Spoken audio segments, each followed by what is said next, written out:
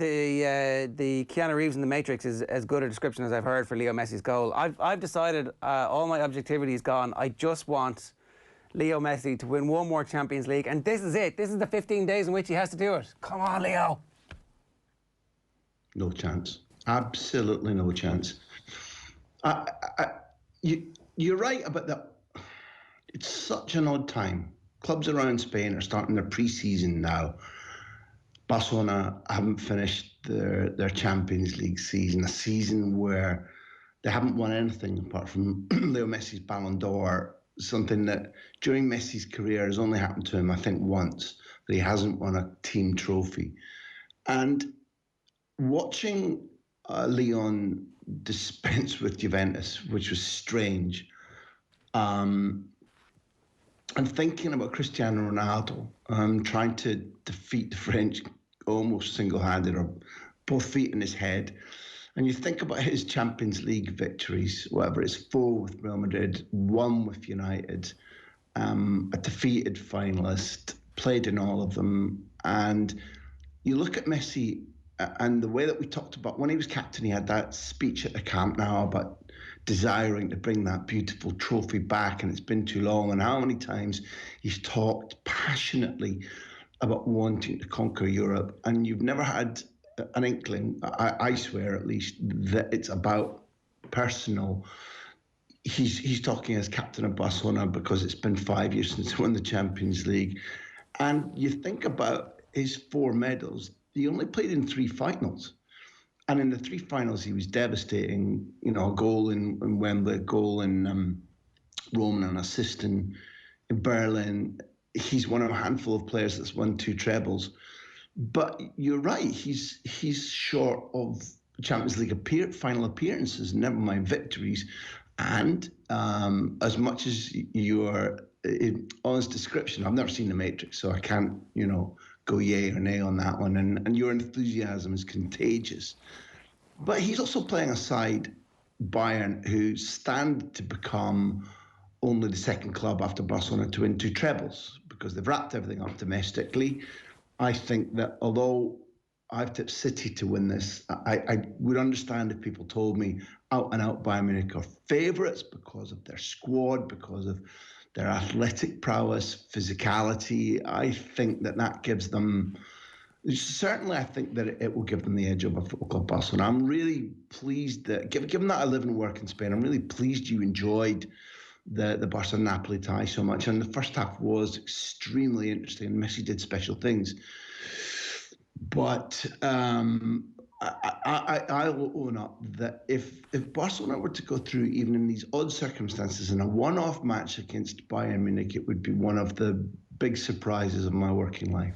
I mean, the functionality of this, and look at me reaching for my tropes and stereotypes of this Bayern team at the moment, like, I can completely see how you make the case that they're exactly what Barcelona don't need this week, that they need something completely different from that. And at the same time, it's reached that point now where we're going to end up with Messi going, Ronaldo ended up winning more Champions Leagues than him. And how did Barcelona screw this up to the point where they couldn't build a team every year that made him semi-finalists as opposed to every year making him quarter-finalists? And I don't know. This is, like, because of the weirdness of this, he's just got to win 2 more games and then he's in the final, and then he's got to win it. I know he's going to win it when he makes it to the final. I genuinely, I think that when we watched, you invited me on your programme regularly when Barcelona were at their absolute peak.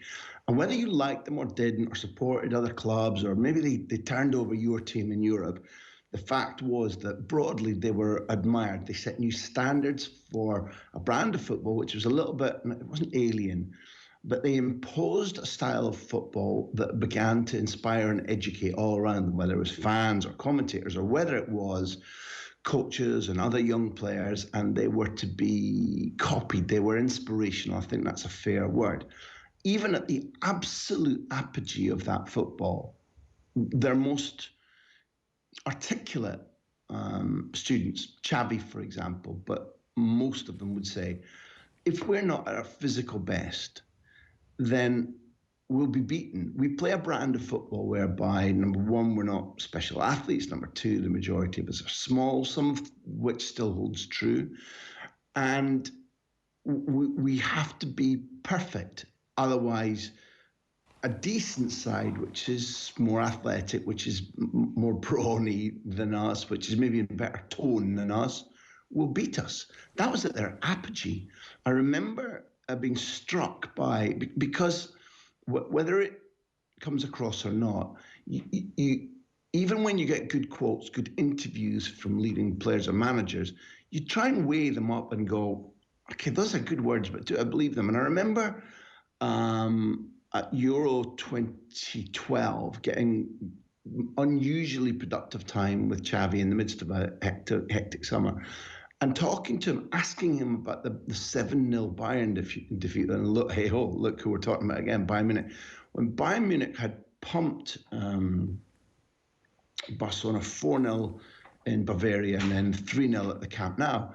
And I asked him about that, and he said the most clear-cut thing. He said, it was a fluke, it was an anomaly. It was the meeting of a team which was athletically and physically in absolutely great shape, and another team which was not, which was done, which was cooked. And he said it doesn't represent what the two teams were like. And within whatever it was, 2 years, they'd beaten Bayern Munich 3-0 at home in that massive game when Messi and Neymar and Suarez were sensational, and they scored 3 goals in the last 15 minutes, and the gap had beautifully closed because they were in physically good condition, and they imposed their skills again. And what I'm saying now is I think that I don't expect a 7-0, but I do think that we're at a replica point where Barcelona on form, if you go back to how they finished the season against Alaves 5-0 away from home. Alaves didn't really turn up. But if you look at the Villarreal game post-restart, it was scintillating. It was absolutely beautiful. 45 minutes worth. Well, they took time to warm up. Let's say 39, 40 minutes of the first half against Napoli was really pretty special. And then they tired, and Setien made a pig's breakfast of what to do next. He, for as much as when he gets players who obey him, who are who owe their living to him, he can produce a brand of football and an intelligence of football, which is really attractive. Setien, I don't have any doubts, is a coach with a clear view of football, and when it comes off, it's very attractive. But boy, oh boy, he's lost in handling this squad. It didn't make substitutes early enough, didn't make sufficient substitutes as the team was running out of gas. So you cast ahead based on what we've seen since restart. And even though Busquets will come back, Vidal will come back, and even though there's now an outside chance that Dembele has some impact on the tie, the difference in athleticism and stamina, given that Bayern is packed with exceptional footballers too. Boy, for as much as football is drama, for as much as football will ram your words right back down your throat, I fail to see how Bayern can tie their laces together and fall over in this tie. Okay, that has my balloon firmly popped this morning. Right. Sorry, Chair. Sorry, yeah. That's fine. OTB AM live in association with Gillette this morning. Good morning. Start with Gillette, giving you the confidence to tackle the day ahead. Our guest is Graham Hunter. Graham, the other story that's happened over the last 24 hours is a couple of positive tests for Atletico Madrid. Do we know yet if they are first-team regulars, if they're first-team players, if this is going to have an impact on whether or not the game goes ahead? What do you think is likely to happen here? We don't know for certain because nobody has come out from the club and said, here is our situation, apart from the fact there was a 93-person travelling squad to go to Lisbon. It's been delayed a day because the two tests, even being careful, I think we can deduce the heavy likelihood is that it's playing staff, because the players were prioritised in the testing order, and we know that there are some testing results to come in today from the same process, which are to do with the technical staff and people of a variety of kit men. So again, I'm going to be a little bit surprised if it doesn't prove to have been playing staff just because they were first in the testing order. I hope I'm wrong. The two people have been isolated at home. Now, it's nothing to do with Atleti, what happens in terms of does the game go ahead at the moment, because UEFA have said that if there are 13 available footballers, a tie will take place. So at the moment, we're not looking at any danger numerically. The danger is to the well-being within that squad, the well-being of the people in Lisbon who are putting this mini tournament on. The clearly Leipzig come into this equation too. So there are incognitos. We're used to footballers or coaches getting this and coming through it no problem. It doesn't mean it will always be the case. So I guess our first worry is that whoever the two guys who are infected with this damn virus are, that they stay well and healthy. Beyond that, it does look as if there will still be, unless there are serious new developments in the tie, by the rules, the tie is going to go ahead. But we are in a state of a little bit of anxiety until we find out the results of the remainder of the tests. That will come during today. Okay, so we'll keep a watching brief on that one. We should talk about the other big managerial appointment that happened over the weekend. Sarri gets sacked, and suddenly people are like, "Oh, Mauricio Pochettino, come on down, this is your time." And before even he's like buttoning up his coat to go for the interview or check and see if his phone is charged, Andrea Pirlo sweeps in and takes the gig. Do you know, it's interesting. I don't know whether I've ever introduced you to him or him to you, but I have a great friend, Aurelio Capaldi, in Rai Uno, who was telling me last week that he thought Juventus were playing terribly, that he had good sources within the club who told him very firmly that Agnelli was ultra unimpressed with Sarri in terms of his behaviour, in terms of his manner. And I said, listen, after so long out, Lyon shouldn't be able to put Juventus away. And Aurelio told me, look out, there's a potential problem here. It was ultra narrow in the end. You'd have normally backed, I think, with enough time in hand after Ronaldo second to get the third and go through. They didn't. At that point, I think the most powerful family in the history of Italian football, the Agnellis, had long decided that if Sarri couldn't take them through, then he was going to be gone. It strikes me that poor Pochettino shouldn't have been taking his elegant Gucci jacket out of the wardrobe, never mind buttoning it up, because Pirlo was clearly on their minds. I have no idea whether he's going to prove to be an adequate coach or not, but the word fit comes in because whether analytically it's the right time for this squad and Pirlo, whether he's got the talent that equates to how elevated his presence on a football pitch, all of that remains to be seen and remains to be proven, even to himself. But Agnelli patently wanted a fit between the guy who was standing on the touchline, the guy who was running the training sessions, in terms of understanding what Juventus is, manner, history, attitude. And Pirlo represents that. And Sarri's odd because he left Chelsea with the same, how can I say it, lads? The same way which people became exasperated with him. Not his playing style, which is still, when it functions, again, a little bit like City. In fact, I wish I'd drawn that comparison earlier. The ability to handle small to medium clubs who can play football that draw oohs and ahs from attracted onlookers, that seems to unite Sarri and City. And the ability to handle the pressure and the very specific, sometimes idiosyncratic demands of the hierarchy clubs in football, neither City nor Sarri seem to quite have that mastered. It's interesting, Graham, how the comparisons immediately go to the likes of Pep Guardiola and Zinedine Zidane when Andrea Pirlo gets this job. Like, if you are comparing the situations, it does seem that the conditions are a little bit different, especially to how Pep was brought through at Barcelona, that Pirlo hasn't exactly had the time to bed in, get to know the fabric of the football club through the prism of being a coach or a manager for a prolonged period of time. Oh, and I think there's something nice in what you said in that having witnessed at pretty close hand Guardiola and Zidane, you would too automatically divide the two of them and say that irrespective of their iconic status as footballers, which I know why you're comparing them to Pirlo, they even initially were extremely different coaches. And to this day, I don't think Zidane, who went, if you remember, as a trainee coach, down to Bavaria to ask Pep Guardiola, can I come and watch a few days training at Savenerstrasse, which Pep obviously did because he worships Zidane. The things that divide those two men as coaches, before we talk about Pirlo, there are more of those than unite them. But the thing that unites Pep and Zidane is that they have this hypnotic effect on big players. And they are able to galvanize big footballers who are maybe, I don't know, in a trough or maybe are a little bit off their best or need just reorientation, redirection. Pirlo should have that.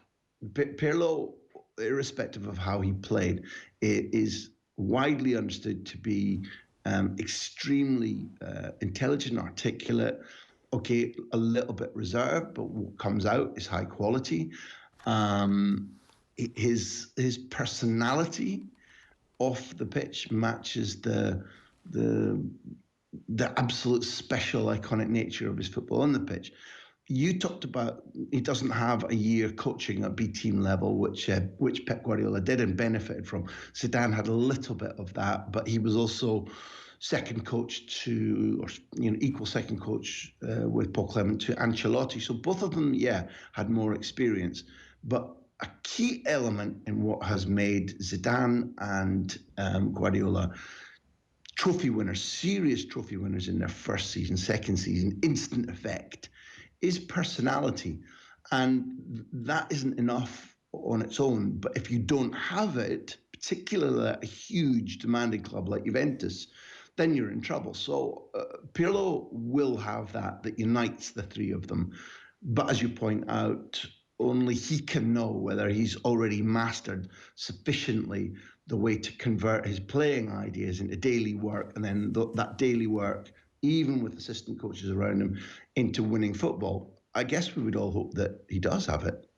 Yeah, I mean, you really want to see him be successful, and it's going to be very interesting to see what sort of transfer business they do and whether or not all of a sudden Cristiano is available or wants to leave because he either gets on or doesn't get on, or who knows what's going to happen, how they can find a role for him. I did want to ask you just about something that Graham Souness said on the show on Friday, talking about how ultimately at some point Gareth Bale is going to wake up and go, what did I do that for? When it comes to the end, when he's looking back and he thinks about his short period of time when he was one of the world's great athletes and had the world at his feet, he decided that his lifestyle and his family life was more important than chasing medals. And when he said it, it made a lot of sense, I thought. What did you make of it? I was watching, and it's typical, you get good guests, you get good interviews.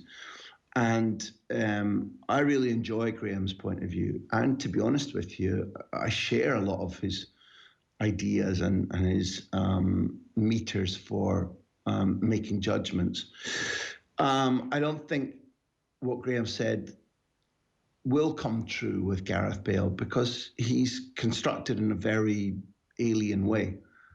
I have believed for a long time, and there's no criticism in my voice whatsoever, because he has been an exceptional athlete, and his trophy record and his wealth will amount to him being able to say, I don't care what you all think in 5 minutes and in 5 years and in 15 years. But he's one of these anomalies whereby he thinks he's doing enough. He, without question, wishes he'd been born with the golf ability that he's got in terms of football. I think he's one of these guys who might say eventually, I wish I'd played more. I wish I'd actually, because he patently still enjoys, or he thinks he's got a right to live as he's living now and still be treated as an elite athlete and an elite footballer by Zidane, and he's bewildered. And it may be eventually that he grows up and goes, well, I could have handled that differently. But I don't think he'll ever change from the guy who says it's okay to play golf whenever I want, even though the club don't want me to, and even though I have a poor history with the explosive twitch fibers around my valuable frame. It doesn't matter that golf is a different kind of sport that might be affecting the way in which my ability to avoid injuries or my ability to be rehabilitated quickly from the type of injuries I get. He doesn't see that anomaly. And I think because he yearns so much to be the level of quality golfer that he is as a footballer, I don't see him repenting. And I just think he's constructed the reverse from Graham Souness. And Sui was like, this is what I want, this is what I want. And it fitted with football, is my view. We're more likely to see him on the seniors tour than playing for Manchester United or Spurs or Liverpool or Arsenal at some point in the future. I guess we might, and good luck to him, but I find it odd, and I find it unpalatable is too strong, but I think he's mishandling something that a talent we'd all love to have. Yeah.